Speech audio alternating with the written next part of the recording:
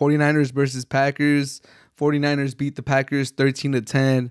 This is definitely a black mark in Aaron Rodgers' career. The fact that he loses to Jimmy G again. The fact that the Packers only put up 10 points. The fact that they scored their touchdown on their first drive and only put up 3 points the rest of the way is pathetic. It's embarrassing, and I couldn't believe it happened. I'm not like a Green Bay Packer fan per se. I'm not a Niner fan, but I did draw the Packers in a pick'em or in a randomizer for the playoffs. So if the Packers would have won the whole thing, I would have made some money. And I did predict the Packers versus the Chiefs in the Super Bowl. So I was like, before the season started, so I was rooting for the Packers to get at least to the Super Bowl and possibly win it, make me some money. But Aaron Rodgers, it just seems like he's a regular season quarterback. He has all the accolades. He's about to win his 4th MVP, back-to-back MVP, 13-4 season with the 13-3 season, 2 13-3 seasons right behind it, 13-3, 13-3, 13-4 since Matt LaFleur came in. But they lose to the 49ers, and they just couldn't get it done, man. They couldn't get the offense going. It looked like Aaron Rodgers had tunnel vision the whole game. He was just looking for Devontae Adams. 49ers did nothing. They had one good drive. They got into the red zone, and Jimmy G threw that interception. Jimmy G was asking to throw the game away. He threw a couple ducks to the flat where the running back was, and he doesn't have a cannon of an arm, so whenever he's trying to check down to a running back, the ball seems to just hang up in the air. And there was a couple times where it looked like the ball was going in slow-mo and the running back's waiting, and if the cornerback's a little more aggressive, a little bit more assertive, he could intercept the pass, and it's a pick six, and game, set, match. And a couple times the Packers cornerbacks just kind of let up. I think they were scared that they wouldn't get there, and they would just leave the running back a big gap. So instead of being assertive and going for the pick, they kind of just let up and went for the tackle as soon as he caught the ball. But man, Jimmy G, terrible. It was funny. I saw a tweet that said Jimmy G is the only quarterback in NFL history that's losing money the further he goes into the playoffs. Like, the more footage we see of Jimmy G, the less teams are going to want him. Like, they're just going to look at him and be like, okay, we don't have all the talent that the 49ers have. We don't have Deebo Samuel, doing end rounds, running the ball. We don't have we don't have George Kittle. We don't have all these weapons that the 49ers have. We don't have that defense. We don't have their coach. There's no way we could get Garoppolo and plug it into our system and think he's going to do the same thing. Because, man, Jimmy G's atrocious. He's terrible. It annoys me that he keeps winning and he keeps going on and on and on. And, I live in San Francisco, so I know how much San Francisco 49er fans just despise Jimmy G.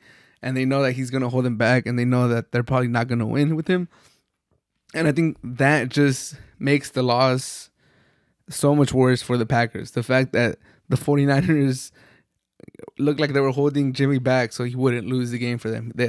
They knew that at any point Jimmy G could just throw the game away, so they were just trying to limit him and just stay in the game. Don't let Jimmy G make any mistakes and really put this game out of reach. And the Packers still couldn't win. And Aaron Rodgers' illustrious career, he's only been to one Super Bowl. He did win it. Thankfully for him, he won the one Super Bowl that he went to, because I can't even imagine the pressure he would be in right now. Age 37, age 38, he had 0 rings and he had no Super Bowls. Thankfully for him, he did win that Super Bowl, or else, man, it would be insane if he had none, because the Steelers did have a chance to win that game. It was a good Super Bowl, I remember, but since then, Aaron Rodgers is like 0-3 or 0-4 in NFC championship games, conference championship games. And there's a soundbite of Aaron Rodgers, I believe, losing to the 49ers back in the day, saying, "Oh, if this was in Lambeau, if this was in 20-degree weather, it would be a different story." Well, we got to see it this weekend. I think it was like 3 degrees outside. It was snowing. It was ugly. And the Packers still couldn't get it done. And now there's questions if Aaron Rodgers is going to retire, if he's going to come back with the Packers, if he's going to force a trade. And honestly, I think he's gone. I think the way he's talking, like, I don't want to be part of a rebuild. I don't want to do this. I don't want to do that. I could see him leaving. I could see him trying to go somewhere else. If he goes to the AFC, I think it would be a mistake. The NFC looks a lot softer, a lot easier to get back to the Super Bowl. The AFC is stacked with good quarterbacks right now. So, I mean, I'm not saying Aaron Rodgers couldn't do it, but he hasn't done it in 10 plus years, and he's getting older, and there's these young guns in the AFC. So if I was him, I would either stay with the Packers or go to an NFC team. But it does look like Aaron Rodgers with the Packers, it might be a thing of the past. And if it is a thing of the past, I think he completely underperformed and didn't achieve everything he could have with the Packers.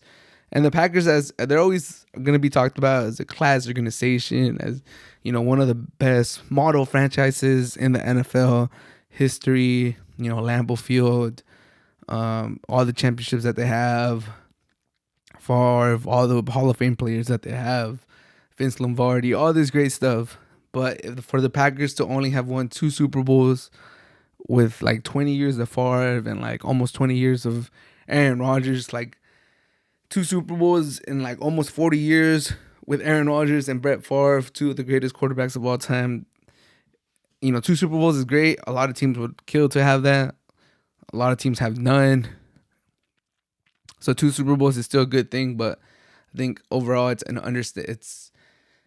underwhelming. It should have been more, and hopefully for the Packers, Love turns out to be the real deal, because Brady, it looks like Rodgers is gonna leave, and if they couldn't win with Rodgers and Love isn't the real thing, then the Packers might be heading into obscurity. They might not be one of the mainstay teams, franchises in the NFL anymore. But overall, I'm just shocked that the Packers lost to the 49ers, to Jimmy G, the mediocre, middle of the pack, probably in the 23rd, 25th best quarterback in the NFL. I can't believe they lost to that guy. It's embarrassing if you're a Packer fan. Arturo said he was going to delete all his social medias from the last podcast. He's a Packer fan. He's still there. He's still there on Twitter. So if you guys want to tweet at him and talk some shit for the Packers losing, I'll put his Twitter handle in my description or something. Nah, I'm just playing. Don't harass him, man. But it is embarrassing. It is embarrassing for the Packers to lose that way at home, letting a California team go to Wisconsin in the snow in almost 0-degree weather and bully them and just eliminate them when they had the first round bye.